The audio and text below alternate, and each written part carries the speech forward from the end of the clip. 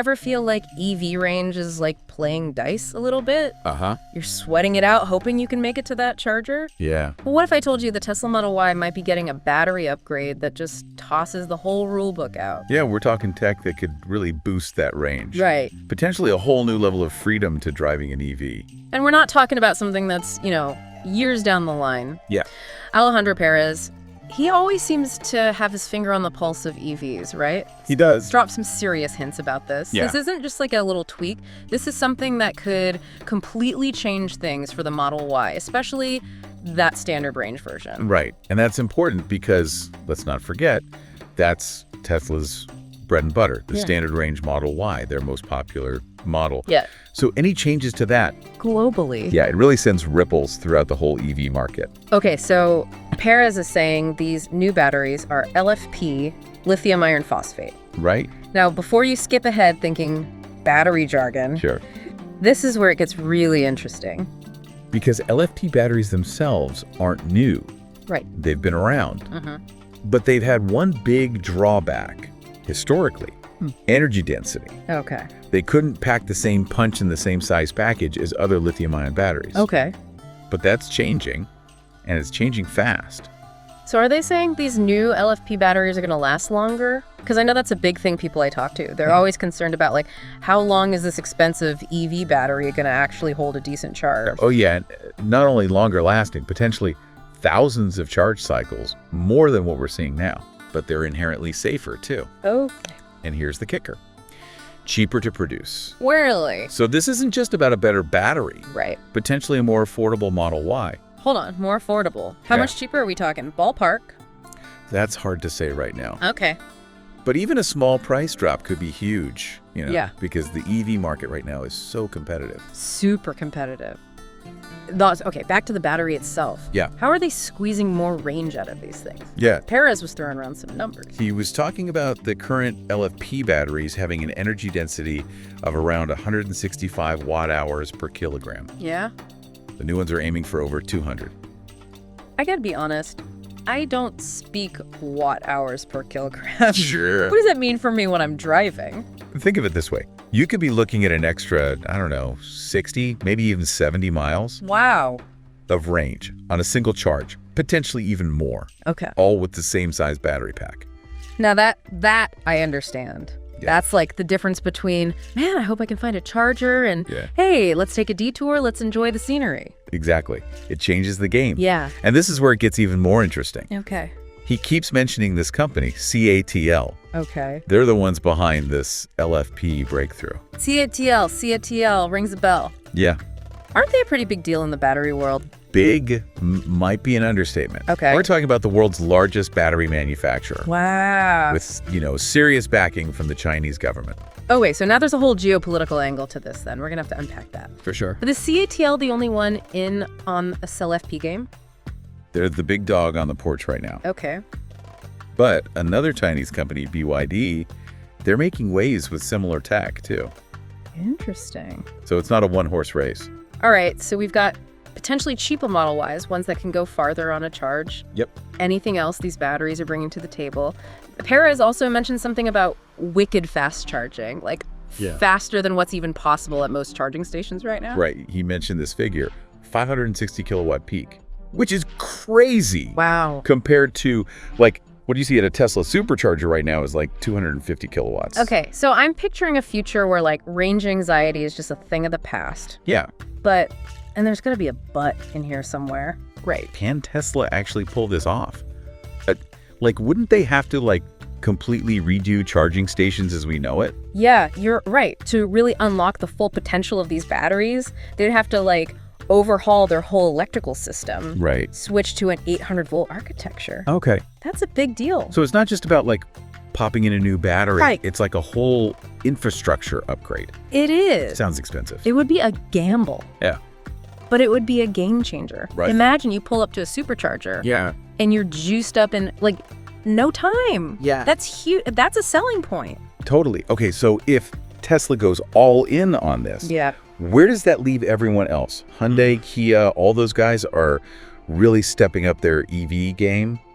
Can Tesla keep their lead just based off this battery tech? Well, it's a good question. Yeah. They've been the top dog for a while, For sure. but the competition's catching up, Yeah. especially on things like, the interiors Right. or some of those fancy tech features, areas where Tesla's lagged behind a bit. I've heard that people saying that Tesla interiors can be, I don't know, a little basic compared to some of the newer stuff coming out. Yeah, and I think this battery tech could be how they really stay ahead of the curve, Okay. especially when it comes to price. Right. A cheaper Model Y that goes farther on a charge, that charges super fast. Hard to beat that. Totally. It's like they're playing chess and everyone else is playing checkers. Yeah. But hold on. Yeah. If these LFP batteries are the future, Mm-hmm. what about their 4680 batteries? Right. Those were supposed to be revolutionary. Yeah. And, Tesla's been putting a lot of effort into that 4680 technology, Right. but maybe it doesn't have to be one or the other. Okay. Maybe it's about the right tool for the job. Okay. LFP for the mass market where cost matters. Uh-huh. And then 4680 for, their higher end cars. Right. The ones that are all about pushing the limits. Exactly. A two-pronged approach. I like it. Yeah. See, this is why I love these deep dives. Yeah. Always these layers. Right. Okay, so the question everyone's asking, when are we going to see these new LFP Model Ys on the road? Well, Perez was kind of vague on that. Okay. He suggested that CATL wants to have these batteries in production by the end of the year. Okay. So you're probably looking at early 2025. So not tomorrow, but Yeah. close enough to get excited about. And knowing Tesla, they might surprise us. Exactly. Never a dull moment. Right. Shake things up a bit. But this whole thing got me thinking about something bigger than just Tesla. Okay, go on. This feels like a real turning point for EVs. Yeah. Not just LFP, but all these advancements. They're chipping away at the big things, holding EVs back. Right. Range, cost, charging time, all that. Exactly. We're hitting this critical mass, this tipping point, where EVs go from being like this niche thing Right. to like the main event. It's like we're on the edge of this whole new era of transportation. For sure. One where electric vehicles aren't just an option, they're like the default. Yeah, and it's not just the cars. Right. It's this whole ecosystem around them that's evolving. Like the Yeah. charging networks, they're everywhere now. They're popping up everywhere. Right. Battery tech, self-driving cars, it's all connected. I'm picturing a future where cities are quieter, the air's cleaner, Yeah. no more gas stations. Right. But are we getting ahead of ourselves? It's possible. What about all the real-world challenges? The bumps in the road. Yeah, there are definitely bumps. Like we were just talking about how we need a whole new electrical grid. Oh, yeah. That's a big one. Right. To handle all these EVs. Yeah. That's not easy. Or cheap. And what about all the materials, the stuff you need to build batteries? Right. Lithium and all that. Can we actually get enough of that stuff to make all these batteries? That's the million-dollar question. Yeah. Right. We can't just switch from being hooked on oil to being hooked on, Right. some other limited resource. Yeah, swapping one problem for another. Exactly. We got to be smarter this time. We got to learn from our mistakes. Right. Make this future actually sustainable. Absolutely. It can't just be about new tech. It's got to be good for the planet, good for people. Right, and that's where it gets really interesting. What do you mean by that? Well, think about it. For decades, our whole transportation system has been about one thing: the car. Right. We commute alone, we sit in traffic, we spend hours looking for parking. It's the worst. Right.